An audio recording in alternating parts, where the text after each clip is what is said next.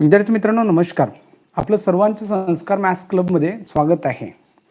आज विद्यार्थी मित्रांनो आपण पाहणार आहोत शिक्षक पात्रता परीक्षा, पोलीस भरती परीक्षा तसेच आरोग्य विभाग या विविध स्पर्धा परीक्षांसाठी अतिशय महत्त्वपूर्ण असा अंकगणिताचा व्हिडिओ आपण आज घेऊन आलेलो आहे, ज्यामध्ये आपण एकूण 25 प्रश्न बघणार आहोत. या अगोदर गेस पेपर क्रमांक 1 चा व्हिडिओ काल 9:30 वाजता बघितला. आज आपण हा गेस पेपर क्रमांक 2 बघणार आहोत, ज्यामध्ये एकूण 25 प्रश्न असतील आणि प्रत्येक घटकावरचे आपण अतिसंभाव्य प्रश्न आजच्या या व्हिडिओमध्ये घेतलेले आहेत. हे संपूर्ण ही प्रश्न प्रकार आपण काळजीपूर्वक समजून घ्या आणि कशा पद्धतीचे प्रश्न सोडवायचे ते सुद्धा आपण इथे बघून घेऊया. आजचे जे 25 प्रश्न आपण घेतलेले आहेत त्यामध्ये बहुतांश प्रश्न हे या अगोदरच्या विविध स्पर्धा परीक्षांमध्ये विचारले गेलेले आहेत. मग पोलीस भरती परीक्षा असेल, SRPF असेल, PSI असेल किंवा आरोग्य विभाग किंवा शिक्षक पात्रता परीक्षा असेल, तर त्या परीक्षांमध्ये सुद्धा यापैकी काही प्रश्न विचारले गेलेले आहेत.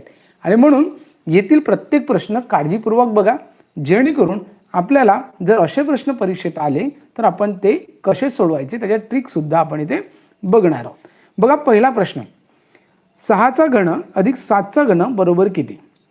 इथे आपल्याला 6चा घन अधिक 7चा घन बरोबर किती असा विचारलेला आहे. अतिशय सोपा प्रश्न आहे. आणि मित्रांनो लक्षात घ्या, जेव्हा केव्हा आपण अंकगणिताची तयारी करतो तर गणिताची तयारी करत असताना कमीत कमी 1 ते 40 पर्यंतचे वर्गसंख्या आपल्याला माहीत असणे आवश्यक आहे.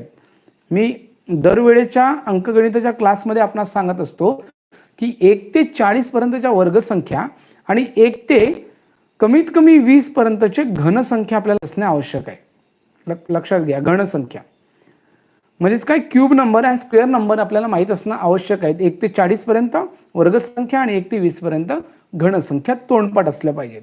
तर 6चा घन अगोदर काढून घेऊया. 6चा घन किती होतो तर 216.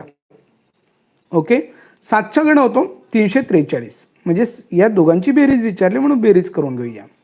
बेरीज केली तर इथे मिळते 9, इथे 5, त्याच्यानंतर पुन्हा 5, म्हणजेच इथे उत्तर मिळेल 559. म्हणजे पर्याय क्रमांक 3 हे उत्तर असेल आहे.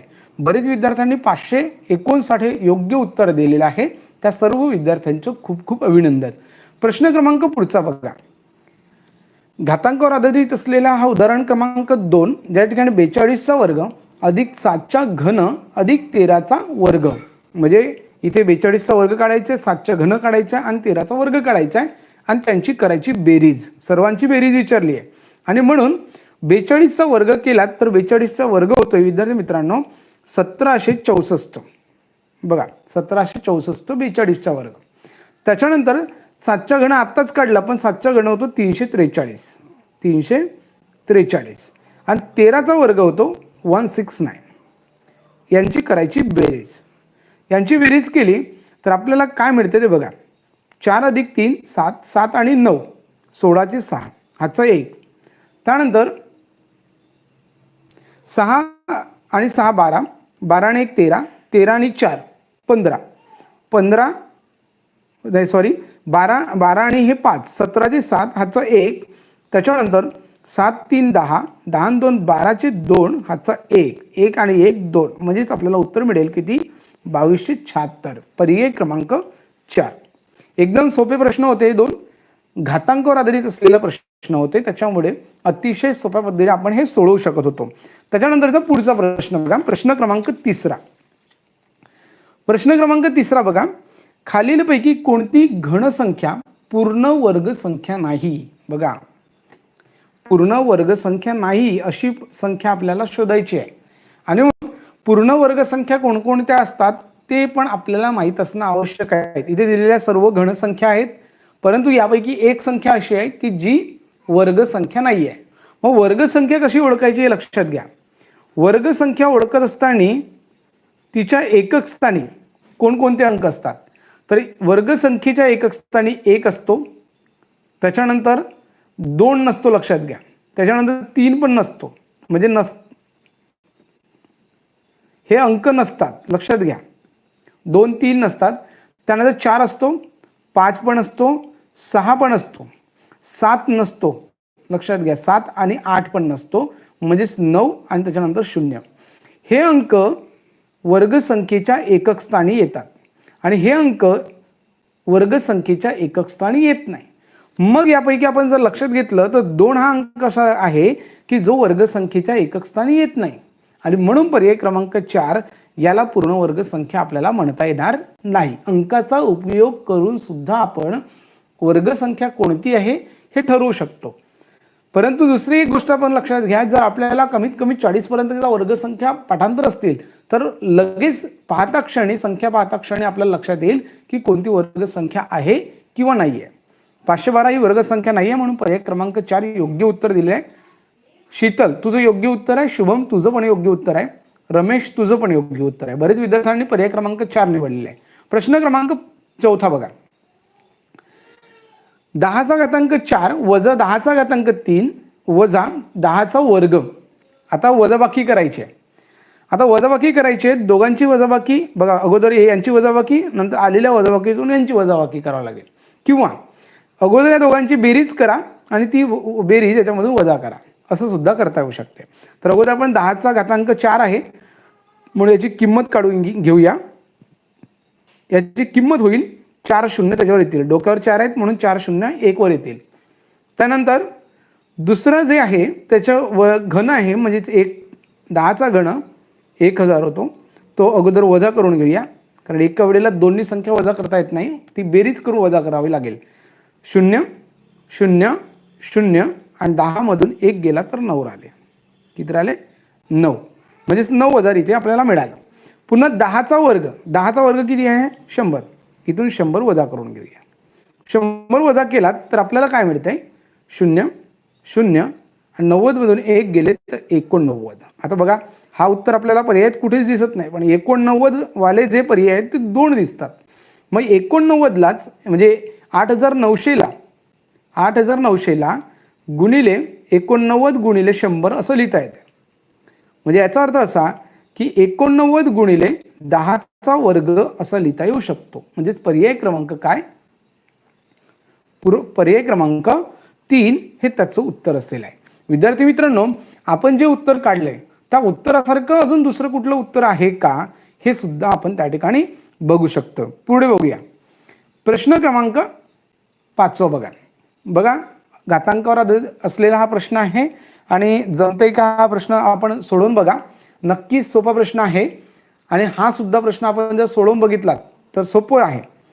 या ठिकाणी घातांकाची पदावली दिलेली आहे, ज्यामध्ये सुरुवातीला 6चा घातांक 5 गुणिले 5चा घातांक 5 आणि छेदामध्ये 30चा घातांक 3 असं दिलेलं आहे आणि याला सोडवायचं आहे. मग याला सोडवत असताना अगोदर 6च्या डोक्यावर 5 आहे म्हणून 6ला 5 वेळा गुणाकारात लिहून घेऊया. आता डायरेक्ट आपण 6चा घातांक 5 आहे म्हणून किंमत न काढता 6चा गुणाकार आपण 5 वेळा मांडून घेतला. त्याच्यानंतर गुणिले, हा गुणाकाराचं चिन्ह आहे म्हणून तो गुणाकाराचं चिन्ह इथे लिहून घेतला. 5च्या डोक्यावर 5 आहे म्हणून 5चा गुणाकार पुन्हा 5 वेळा, 2 3 वेळा, 4 वेळा आणि 5 वेळा. त्याच्यानंतर इथे बघा, इथे काय करणार आहोत आपण? 30ला आपण या पद्धतीने लिहून घेऊया. 30 गुणिले 30 गुणिले 30. या 30 गुणिले 30लाच पुन्हा दुसऱ्या पद्धतीने असं लिहिता येऊ शकतं.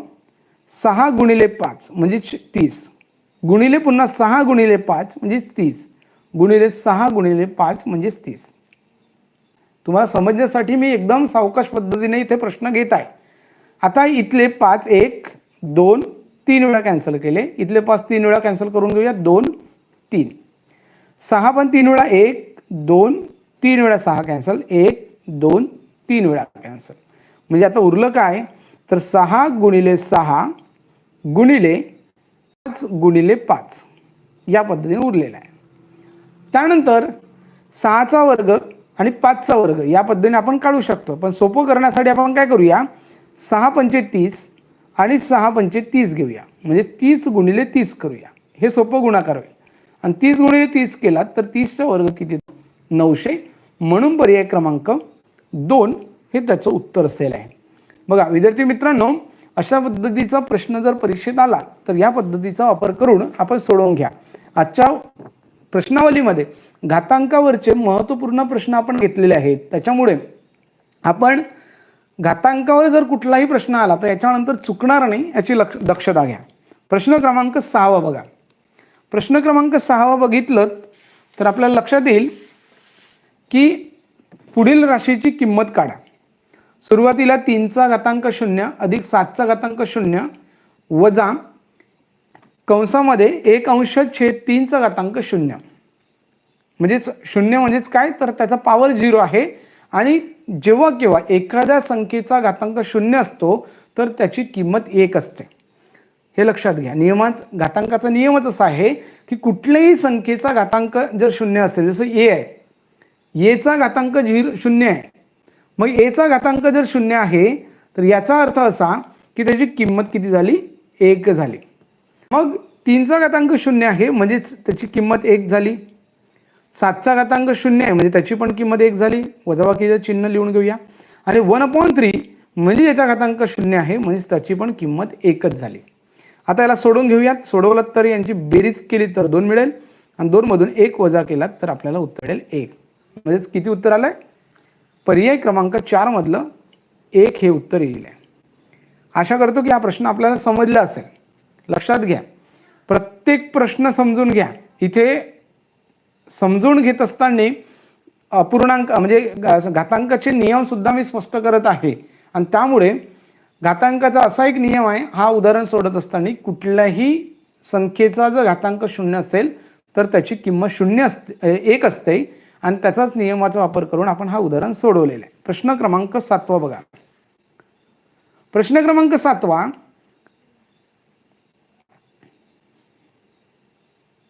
ओके.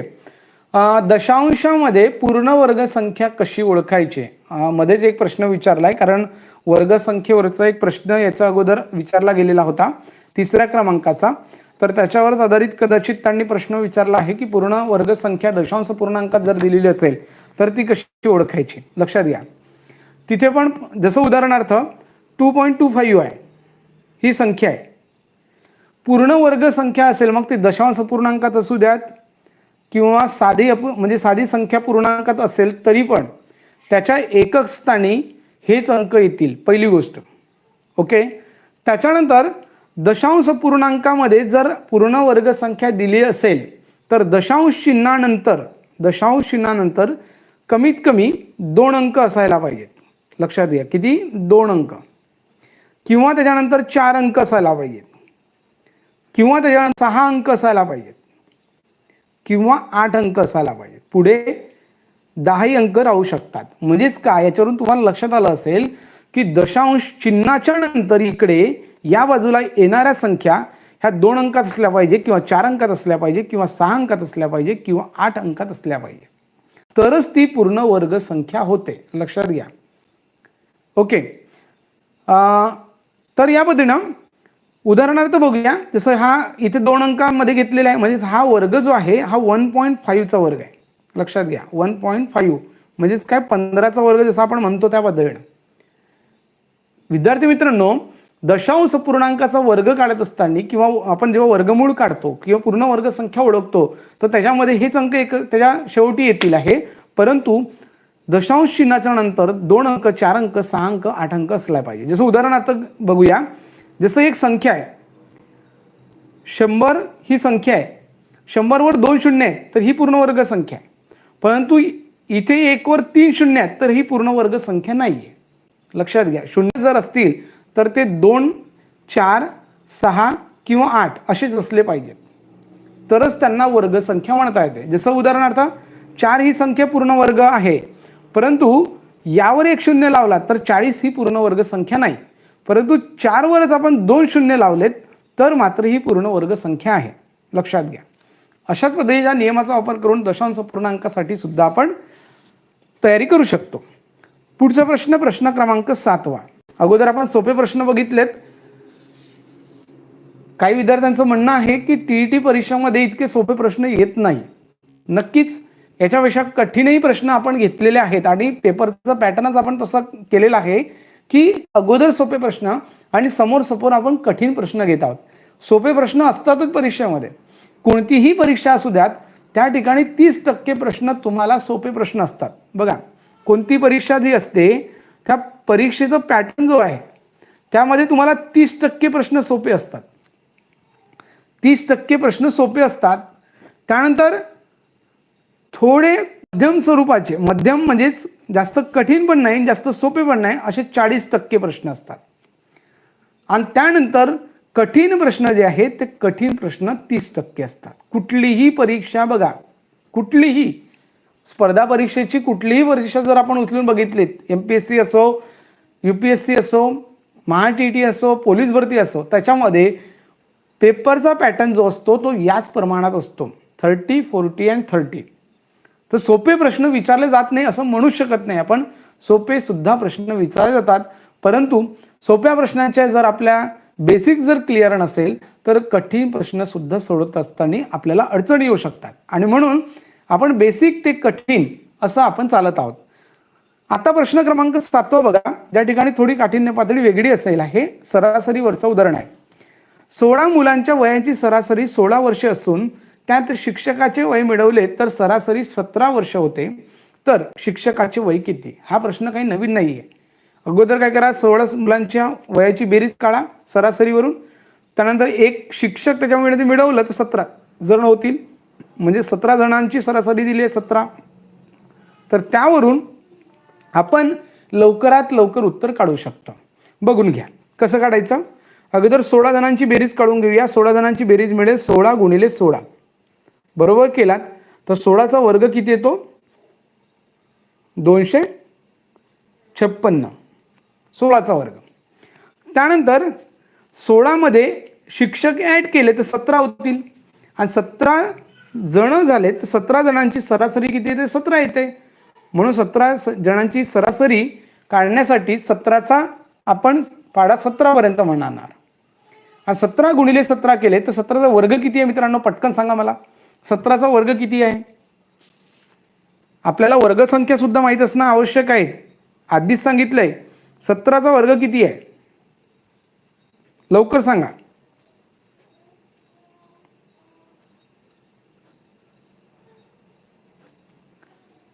सतराचा वर्ग किती आहे? Very good. पहिलंच उत्तराला सुषमा 289. Very good. 289 17चा वर्ग आहे. 289 बघा, 289 हे 17चा वर्ग, म्हणजे 17 जणांची बेरीज मिळाली आपल्याला 289 आणि 16 जणांची बेरीज मिळाली 256. आता शिक्षकाचे वय कुठे असेल? 17 मध्ये असेल की 16 मध्ये असेल? 17 मध्ये. म्हणून 17 मधून 17 जणांची बेरीज आहे 289 मधून आपण 16 जणांच्या विद्यार्थ्यांची बेरीज काय करूया? वजा करूया. 9 मधून 6 गेले तर 3 उरले. त्यानंतर 8 मधून पुन्हा 5 गेले तर 3 उरले आणि 1 0. किती उत्तर आलं? 33 वर्ष इतकं उत्तर आलं आहे. पर्याय क्रमांक 3 हे त्याचं उत्तर आहे. बरेच विद्यार्थ्यांनी अगोदरच उत्तर काढून ठेवलेलं होतं, कारण आपण आपला या घटकाचा सराव झालेला आहे, म्हणून आपण लवकरात लवकर उत्तर काढतात. विद्यार्थी मित्रांनो लक्षात घ्या. आणि अतिशय महत्त्वपूर्ण असे प्रश्न प्रकार आपण इथे घेत आहोत. प्रश्न पुढचा बघा, 8वा प्रश्न. 3 पुस्तकांची सरासरी किंमत 16 रुपये आहे. त्यापैकी 2 पुस्तकांच्या किमती खालील दिलेल्या एका जोडीने दाखविल्या आहेत, तर बरोबर जोडी कोणती आहे? आता बघा, आता थोडासा विचार करण्यासारखा प्रश्न आहे. इथे काही सोडवून पाहायचं नाही आहे, परंतु एका गोष्टीचा विचार करून घ्यायचा आहे. इथे आता खरी बुद्धिमत्ता असली जाणार आहे की 3 पुस्तकांची सरासरी किंमत किती आहे? 16 आहे. त्यापैकी 2 पुस्तकांच्या किमती खाली दिलेल्या आहेत एका जोडीमध्ये, म्हणजे 24 आणि 25, 20 आणि 22, 23 आणि 27, 25 आणि 26. तर बरोबर जोडी कोणती असेल? लक्षात घ्या, कोणती जोडी बरोबर असेल? 20 आणि 22. पहिलं उत्तर आलं शुभमचं 20 आणि 22 म्हणतोय. बघूया का बरं 20 आणि 22 एवढं उत्तर असेल. जर ते कारण तुम्हाला सांगता येत असेल तर अजून खूप चांगलं होईल. 20 आणि 22 हे उत्तर काय येईल? पर्याय क्रमांक 2 आर्याचं उत्तर आलंय. पर्याय क्रमांक 2 नक्कीच पर्याय क्रमांक 2 येतो उत्तर. परंतु का? याचं कारण पण आपल्याला सांगता येणं गरजेचं आहे. लक्षात घ्या, 3 पुस्तकांची सरासरी आपल्याला किती दिलेली आहे? 16 दिलेली आहे. मग 3 पुस्तकांची एकूण किंमत किती होईल? बघा, व्हेरी गुड. बाकीचे ऑप्शन 50च्या वर आहेत म्हणून नाही, 50च्या वर ऑप्शन नाही पाहिजेत आपल्याला. बेरीज किती येते 3 पुस्तकांची? 3 गुणिले 16 म्हणजे 16 त्रिके 48. तर 48च्या वर नाही आली पाहिजे बेरीज. लक्षात घ्या, 48च्या वर नाही आली पाहिजे, 50च्या वर नाही, 48च्या वर नाही आली पाहिजे. कारण सरासरी जर आपल्याला 16 दिलेली आहे 3 पुस्तकांची, तर तिन्ही पुस्तकांच्या किमतीची बेरीज 48च रुपये होणार, त्याच्यापेक्षा जास्त होऊ शकतच नाही. मग यापैकी कोणती जोडी आहे? 2 पुस्तकांची जोडी 48 पेक्षा कमीच असायला पाहिजे. कारण 2 पुस्तकांची बेरीज 48च्या कमी असेल तेव्हाच तिसरी पुस्तक आपल्याला मिळून 48 बेरीज मिळेल. कारण 3 पुस्तकांची बेरीज 48 यायला पाहिजे. आणि म्हणून पर्याय क्रमांक 2 मधलं 20 आणि 22 यांची बेरीज केली तर आपल्याला 42 मिळते. म्हणजे 2 पुस्तकांची बेरीज 42 आणि तिसऱ्या पुस्तकाची किंमत आपल्याला 6 घेता येईल वाटल्यास. होऊ शकते सर्वात कमी किमतीची एक दुसरी पुस्तक असू शकते.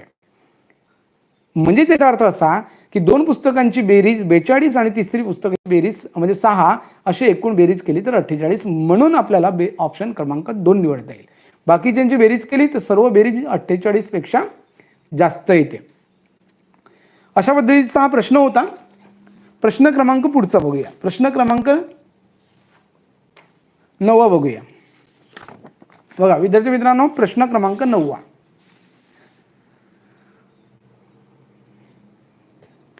सचिनने 5 सामन्यात 60, 20, 30, 40 व नाबाद 50 याप्रमाणे धावा काढल्या तर त्याची धावांची सरासरी किती असेल? करिश्मा म्हणते नाईस एक्सप्लेनेशन, थँक्यू. या ठिकाणी सरासरी काढायची सचिनच्या 5 सामन्यातील. हा PSI एक्झाम मध्ये विचारला गेलेला प्रश्न आहे 2017 मध्ये. लक्षात घ्या, 2017च्या PSI एक्झाम मध्ये विचारला गेलेला प्रश्न आहे. मग काही विद्यार्थी म्हणतात की इतके सोपे प्रश्न परीक्षेत येत नाही, येतात, परंतु जर नियम माहीत नसतील तर विद्यार्थी अशा प्रश्नाचं उत्तर काढत असताना खूप वेळ वाया घालवतात. आणि त्याच्यामुळेच आपला जर रीसर अभ्यास असला तर अशा पद्धतीच्या प्रश्नांचे उत्तर अगदी सेकंदात काढू शकतो. आपल्याला ना पेन उचलायची गरज आहे, नाही रीत करण्याची गरज आहे, नाही काही करण्याची गरज आहे. कारण इथे दिलेल्या संख्या ज्या आहेत त्या क्रमवार आहेत. म्हणजे 20, 30, 40, 50 आणि 60 ह्या संख्या क्रमवार आहेत. आणि क्रमवार संख्यांची सरासरी विचारली, धावांची सरासरी विचारली, म्हणजे सरासरी काढताना सर्व अंकांची बेरीज करून भागिले तेवढे घटक करतो. पण तसं न करता एक नियम आहे सरासरीचा की क्रमवार संख्यांची सरासरी ही मधली संख्या असते. म्हणजेच ह्या क्रमवार संख्या आहे, 10-10च्या पटीने वाढणाऱ्या संख्या, 10-10ने वाढणाऱ्या संख्या क्रमाने आल्या आहेत आणि म्हणून त्यातली मधली संख्या 40 ही त्यांची सरासरी असेल. पर्याय क्रमांक 4 हे त्याचं उत्तर आहे. प्रश्न यानंतर पाहूया प्रश्न क्रमांक 10. विशाल हा एक काम 25 दिवसात करतो आणि सचिन त्याच कामासाठी 10 दिवस घेतो, तर सचिनने 6 दिवस काम केले तर उरलेले काम विशाल किती दिवसात पूर्ण करेल? बघा, अगोदर विशालचे एकूण दिवस दिलेले आहेत काम करण्यासाठी, सचिनचे एकूण दिवस केलेले आहेत तेच काम करण्यासाठी. सचिनने सुरुवातीला 6 दिवस काम केले, मग उरलेले काम करण्यासाठी विशालला किती दिवस लागतील असं इथे विचारण्यात आलेलं आहे.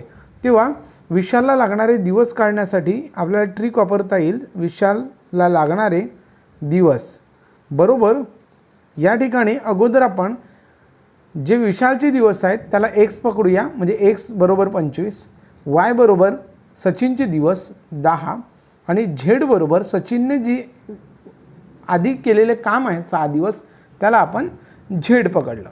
या ठिकाणी एकूण दिवस काढण्यासाठी ट्रिक असणार हे x गुणिले y मायनस z बघा आणि छेदामध्ये y. आपल्याला विशालचे दिवस काढायचे आहेत म्हणून विशाल एकदाच इथे आलेला आहे. बाकी y जो आहे y मधून म्हणजे 10 दिवसातून आपल्याला z वजा करायचे आहेत, कारण 10 पैकी 6 दिवस त्याने काम केलं आहे त्याच्यानंतर तो गेलेला आहे सोडून, आणि त्यामुळे किंमत ठेवली तर इथे 25 मिळेल. कंसामध्ये y ची किंमत 10 आहे, 10 वजा इथे 6 करूयात आणि छेदामध्ये y ची किंमत 10. याला सोडवलात तर 25 गुणिले 4 आणि छेदामध्ये 10. भाग देऊया. 2 2 4, 2 5 10. त्यानंतर 5ने पुन्हा भाग दिला तर 5 1 5, 5 5 25. काय उरलं? 5 गुणिले 2 म्हणजेच 2 5 10. म्हणजेच विशालला ते काम करण्यासाठी किती दिवस लागतील बरं? पर्याय क्रमांक 2 10 दिवस. अशा पद्धतीने प्रश्न क्रमांक 10 आपण इथे सोडवून घेतला. त्याच्यानंतर प्रश्न क्रमांक 11 बघा विद्यार्थी मित्रांनो. प्रश्न क्रमांक 11 अतिशय महत्त्वपूर्ण असा प्रश्न आपण इथे घेतलेला आहे. 11वा प्रश्न, ज्या ठिकाणी आपल्याला काळ आणि कामावरचा उदाहरण आहे. बघा प्रश्न काय आहे?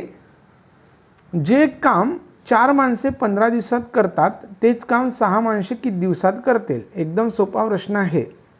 दिवस काढायचे आहेत म्हणून दिवस बरोबर या दोघांचा गुणाकार करा. 4 गुणिले 15 भागिले 6 करा. हे सोडवलं तर काय मिळते बघा? 15 चौक 60 भागिले 6 म्हणजे 6 10 60 10 दिवस इतकं त्याचं उत्तर मिळते. पर्याय क्रमांक 4 हे त्याचं उत्तर असेल आहे. प्रश्न क्रमांक पुढचा बघा. प्रश्न क्रमांक 12वा, एक काम 12 माणसे 10 दिवसात करतात. बघा एक काम 12 माणसे 10 दिवसात करतात. तर यावरून आपण काम काढून घेऊया. एकूण काम जे होणार ते होणार काम 12 गुणिले 10 बरोबर 120 इतकं काम होणार. तर तेच काम करण्यासाठी 15 माणसांना किती दिवस लागतील? तर एकूण दिवस काढायचे आहेत म्हणून दिवस बरोबर एकूण काम काढले आपण 120 भागिले 15ने डिवाईड करायचं. 15ने डिवाईड केलं तर भागाकार करूया. अगोदर 5ने भागाकार केलं तर 5 1 15 8 120 होतात डायरेक्ट. त्याच्यामुळे 8नेच आपण भाग देऊया म्हणजे 8 दिवस इतकं त्याचं उत्तर असेल. काळ आणि कामाची ही व्यस्त चलनाची उदाहरणं आहेत आणि व्यस्त चलनामध्ये एका वाक्यात आलेल्या दोन्ही संख्यांचा गुणाकार आणि या 15 सोबत जे दिवस असतील त्याचा गुणाकार समान येणार आहे कारण काम तेच आहे. त्यानंतर प्रश्न क्रमांक 13वा बघा. प्रश्न क्रमांक 13वा, 100 किलोमीटर जायला 25 तास लागतात तर 15 मिनिटात किती दूर जाणार? बघा 100 किलोमीटर अंतर जायला किती वेळ लागतात? 25 तास. तर एका तासाचं अंतर काढून घेऊया. एका तासाचं अंतर बरोबर हे 100 भागिले 25 करूया म्हणजेच एका तासामध्ये किती अंतर होतं आहे? 4 किमी अंतर होतं आहे. तर 15 मिनिटात काढायचं आहे तर एका तासात 15 मिनिटे म्हणजेच चौथा भाग झाला बरोबर की नाही? 60चा चौथा भाग आणि म्हणून 15 मिनिटे बरोबर एकूण एका तासात 4 किलोमीटर. तर 15 मिनिटात किती हे काढण्यासाठी 15 एकूण 4 भाग येतात 15-15 मिनिटाचे एका तासामध्ये म्हणून 4ने डिवाईड केलं तर 4 1 4 म्हणजे 1 किलोमीटर 15 तासामध्ये जाता येईल. पर्याय क्रमांक 2 हे त्याचं उत्तर असेल आहे. प्रश्न क्रमांक 14वा, एक कार ताशी सरासरी 60 किमी प्रति तास वेगाने कोल्हापूरहून उत्तरेकडे 360 किमी जाते. बघा आता इथे दिशा आलेला आहे म्हणून दिशा चक्र आपण काढून घेऊया. सर्वप्रथम इथे कोल्हापूर आहे हे लक्षात घ्या. कोल्हापूर इथे आहे मध्यभागी आणि तिथे उत्तरेकडे जाते म्हणजे वरच्या भागाला जाणार आहे. दिशाचक्रामध्ये वरची दिशा ही उत्तर असते. उत्तरेकडे किती? 360 किमी. कितीच्या वेगाने? 60 किमी प्रति वेगाने, 60 किलोमीटर प्रति तास. तर या ठिकाणी किती वेळ लागून राहिला हे लक्षात घ्या. किती वेळ लागून राहिला हे काढण्यासाठी 60ने भागाकार करूया. 60ने भागाकार केलं तर 0 0 कॅन्सल 6 36 म्हणजे 6 आवर इथे लागतील इथपर्यंत जायला. त्यानंतर त्या ठिकाणाहून ताशी सरासरी 100 किमी वेगाने पश्चिमेकडे म्हणजे पश्चिम दिशा कोणाकडे असते? या बाजूला. पश्चिमेकडे 200 किलोमीटर 200 किमी इतकं अंतर जात आहे म्हणजे 100च्या स्पीडने जाते. तर 100ने 200ला भागाकार केले तरी 2 शून्य इथे कॅन्सल होणार म्हणजेच इथे लागणारा वेळ 2 आवर असेल बघा. आणि मुंबईला पोहोचते म्हणजे इथे आल्यानंतर मुंबई इथे येते या पद्धतीने. तर काय विचारलेलं आहे? जर ही कार सकाळी 6 वाजता कोल्हापूरहून निघाली असेल म्हणजे इथून निघताना 6 वाजता निघाली असेल तर मुंबईला किती वाजता पोहोचली असेल? इथे किती वाजता पोहोचली? तर एकूण किती वेळ लागला आहे? 6 तास इथपासून इथपर्यंत आणि इथून इथपर्यंत 2 तास म्हणजे एकूण 8 तास लागलेत. आणि सकाळी 6 वाजता ती निघाली, त्याच्यामध्ये 8 तास मिळवून घ्यावं लागेल, म्हणजेच आपल्याला इथे उत्तर मिळेल 14 वाजता. आणि 14 वाजताच म्हणजेच दुपारी किती वाजता? 2 वाजता. म्हणून पर्याय क्रमांक 3 हे त्याचं उत्तर असणार आहे. प्रश्न क्रमांक 15 बघा. पुणे ते उस्मानाबाद अंतर 240 किमी आहे. पुण्याहून 60 किमी वेगाने सकाळी 6:30 मिनिटांनी निघालेली बस उस्मानाबादला किती वाजता पोहोचेल? बघा, पुणे ते उस्मानाबादचे अंतर दिलेले आहे आणि वेग पण दिलेला आहे. तर आपल्याला वेळ काढून घ्यावा लागेल, किती वेळ अगोदर लागतो. तर वेळ काढण्यासाठी अंतर भागिले वेग इतकं करून घेऊया. अंतर दिलेलं आहे 240 आणि वेग आहे 60. 1 0 कॅन्सल आणि 6 चौक 24 म्हणजे 4 तास इतका वेळ लागेल, कारण आपण तासामध्येच वेळ काढलेला आहे. तर सकाळी किती वाजता? 6:30 सकाळी ती बस निघाली, तर उस्मानाबादला 4 तासानंतर पोहोचेल. तर 4 तास इथे मिळवून घेऊया. 4 तास मिळवलेत तर आपल्याला इथे 30 मिळतील आणि इथे 10 मिळतील. म्हणजे सकाळी 10:30 ती बस उस्मानाबाद. यानंतर बघूया प्रश्न क्रमांक 16. एका नळाने एक टाकी 6 तासात भरते, 30 टाकी दुसऱ्या नळाने 8 तासात भरते. तर दोन्ही नळ एकाच वेळी चालू केले तर ती टाकी भरण्यासाठी किती वेळ लागेल? एकदम सोपा प्रश्न आहे. एकूण वेळ काढण्यासाठीची ट्रिक इथं असेल आहे 6 × 8. पहिल्याला लागणारा वेळ 6 आहे, दुसऱ्याला लागणारा वेळ 8 आहे. म्हणजे 6 × 8 अधिक छेदामध्ये 6 + 8 करायचं. वर अंशामध्ये आपण सोडवून घेतलात तर आपल्याला मिळेल 6 × 8 तसंच ठेवूया आणि छेदामध्ये बेरीज करून घेऊया. इथे 14 मिळेल. त्यानंतर अतिसंक्षिप्त रूप केला तर 2 ने भाग देऊया. बे साधे 14, बे चौक 8 या पद्धतीनं आणि 6 चौक 24, 24 अंश छेद 7. त्याच्यानंतर पर्यायात बघा, इथे पूर्णांकामध्ये उत्तर दिलेलं आहे म्हणून याच्या पूर्णांकात उत्तर काढूया. तर 24ला आपण जर 7 ने भागाकार केलं तर 7 त्रिके 21, 3 पूर्णांक मिळतील. 21 वजा केले तर 3 उरले आणि अंशात 3 आणि छेदामध्ये 7 जसे तसेच इतके तास होणार आहेत. 3.3 अंश छेद 7 म्हणजेच पर्याय क्रमांक 2 हे त्याचं उत्तर असेल आहे. प्रश्न क्रमांक 17. समान व्यासाच्या 3 नळांनी एक पाण्याची टाकी 45 मिनिटात भरते. जर तेवढ्याच व्यासाचे 5 नळ एकाच वेळी चालू केल्यास ती रिकामी टाकी किती वेळात भरेल? म्हणजेच 3 नळांनी ती टाकी 45 मिनिटात भरते, तर 5 नळांनी ती टाकी किती वेळात भरेल? तर 3 नळांना लागणारा कालावधी 45 आहे, तर 5 नळांना लागणारा कालावधी 45 मिनिटापेक्षा कमी असेल. तर किती असेल 45 मिनिटापैकी कमी? इथे 27 आहे ना, 26 पण दिलेलं आहे 45पेक्षा कमी. परंतु योग्य उत्तर काय असेल हे काढण्यासाठी काय करायचं आहे? एकूण लागणारा वेळ बरोबर पहिल्या नळा दिले 3 × 45 म्हणजे 3 नळांना 45 मिनिटं लागतात. म्हणजे 3 × 45 केले ते एकूण वेळ आहे आणि त्याला भागिले 5 करूया, कारण 5 नळाचं प्रमाण काढायचं आहे. आणि 5 केलं तर 5 1 5, 5 9 45, 3 × 9 बरोबर आपल्याला इथे मिळतील 9 त्रिके 27 मिनिटे. म्हणजे पर्याय क्रमांक 4 हे त्याचं उत्तर अशा पद्धतीने आपल्याला काढता येईल.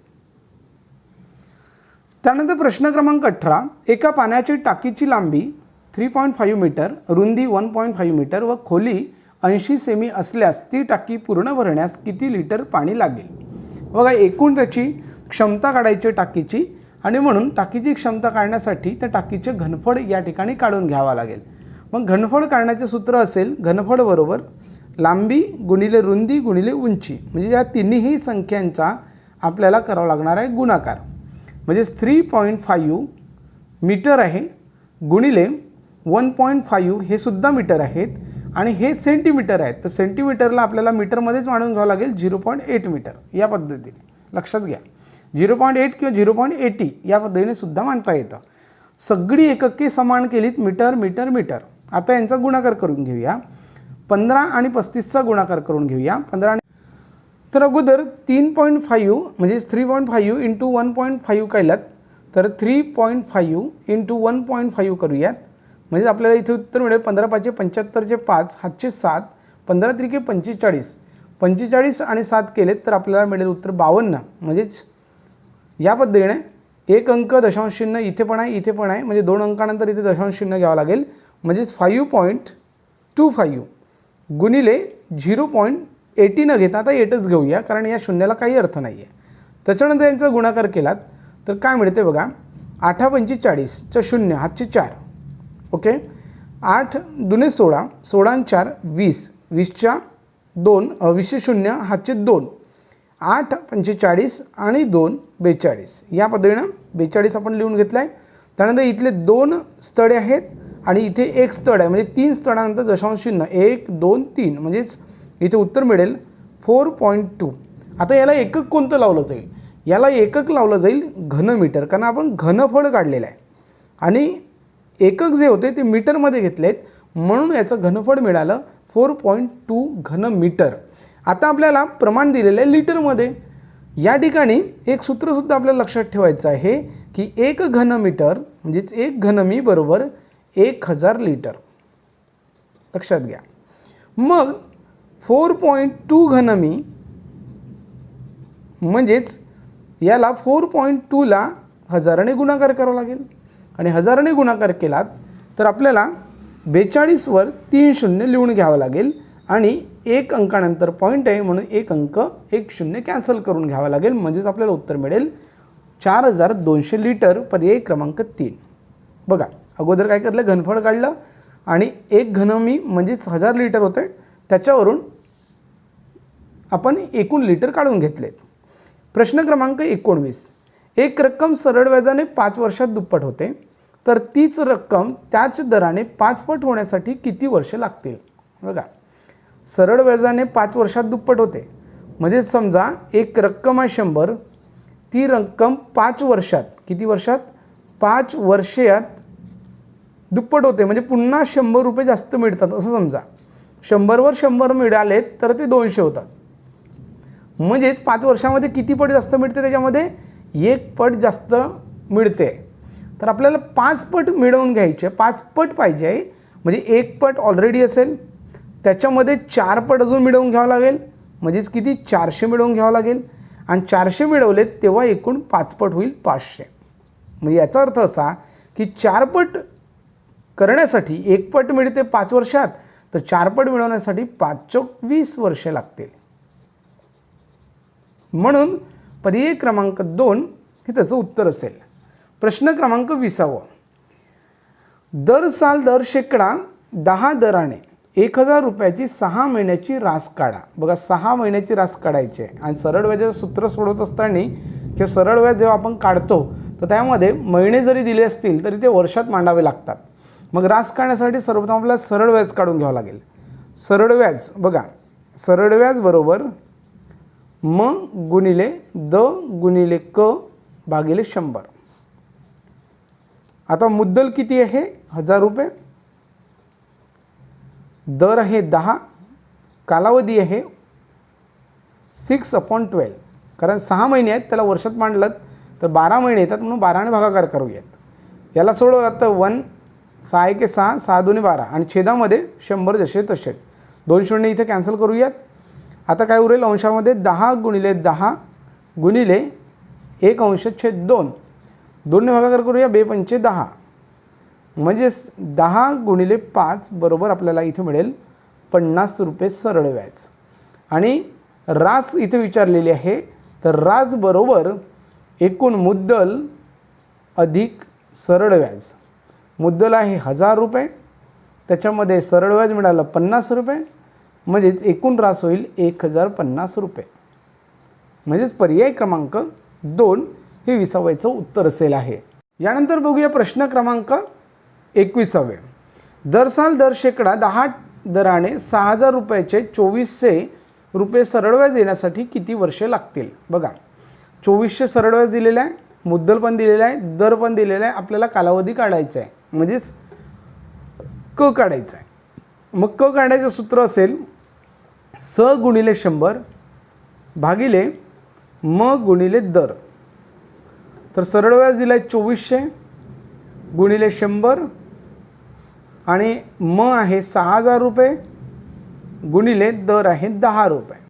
अशा प्रकारे इथे रीत केली तर आपल्याला एकूण वर्ष मिळतील 4 वर्ष. तर बघा प्रश्न क्रमांक 22 बघूया. रुपये 350च्या पुस्तकाची किंमत 385 झाली तर त्याच्या मूळ किमतीत शेकडा किती वाढ झाली. बघा एकूण जी किंमत होती 350 होती, त्याच्यानंतर 385 झाली, तर मूळ जी किंमत होती 350 त्याच्यात वाढ किती झाली हे विचारले, ते पण शेकडा वाढ. मग शेकडा वाढ काढण्यासाठी शेकडा वाढ बरोबर किती रुपये वाढ झाली ते काढून घ्या. मग ही किती रुपये वाढ झाली तर एकूण वाढलेली किंमत 385 आहे, त्याच्यामध्ये 350 रुपये मूळ किंमत होती आणि आपण या ठिकाणी लक्षात घेतलं तर 35 रुपये वाढ झालेली आहे. मग 35 रुपये किती रुपये वाढ झाली आहे तर 350 रुपयावर. म्हणजे याचा अर्थ असा की हा वाढीचा अपूर्णांक मिळाला, याला टक्केवारीत रूपांतर करण्यासाठी 100ने गुणाकार करा. तर इथे 1 0 इथं कॅन्सल होईल आणि 35 एके 35, 35 35 कॅन्सल होईल आणि इथे फक्त 10 उरेल. म्हणजेच किती टक्के वाढ झाली, 10% वाढ झाली. म्हणून पर्याय क्रमांक 1 हे त्याचं उत्तर असेल आहे. प्रश्न क्रमांक 23. 5200 म्हणजे 5200चे 13% किती. बघा 5200चे 13% विचारण्यात आलेला आहे. अतिशय सोपा प्रश्न आहे. 5200चे म्हणजेच गुणाकाराचे चिन्ह 13% म्हणजे 13/100. याला सोडवा. याला सोडवलात तर आपल्याला उत्तर मिळेल 0 0 कॅन्सल होतील 2, म्हणजेच 52 गुणिले 13 आपल्याला करायचं आहे. 52 गुणिले 13 केला तर 13चा पाढा 2 पर्यंत म्हणूया अगोदर. 13 दुणे 26 चे 6 हातचे 2, 13 पाचे 65, 13 पाचे 65 केले तर 2 मिळवले तर इथे 67 आपल्याला मिळतात. म्हणजेच किती 676. पर्याय क्रमांक 1 हे त्याचं उत्तर आपल्याला त्या ठिकाणी मिळणार आहे. यानंतर प्रश्न क्रमांक 24 बघा. 13 मीटर 75 सेमी किती मीटर होईल. बघा 13 मीटर आणि 75 सेंटीमीटर बरोबर किती मीटर होईल. तर या ठिकाणी लक्षात घ्या, अगोदर मीटर आणि याचा संबंध बघून घेऊया. तर 1 मीटर बरोबर 100 सेंटीमीटर होतात हे लक्षात घ्या. म्हणजेच 1 मीटरला आपण या पद्धतीने लिहित असतो. लक्षात घ्या 100 सेमी जे आहेत हे या पद्धतीने आपण 1 मीटरमध्ये दाखवू शकतो. हा एक पूर्णांक झाला. हे उरलेले 2 आहेत अंक, ते 2 शून्य म्हणजेच 2 स्थळापर्यंत जे अंक असतील ते सेंटीमीटरमध्ये दर्शवता येतात. म्हणजे याचा अर्थ असा की 13 पूर्ण आहेत म्हणजे 13.75 सेंटीमीटर असं आपल्याला तिथे दाखवता येईल.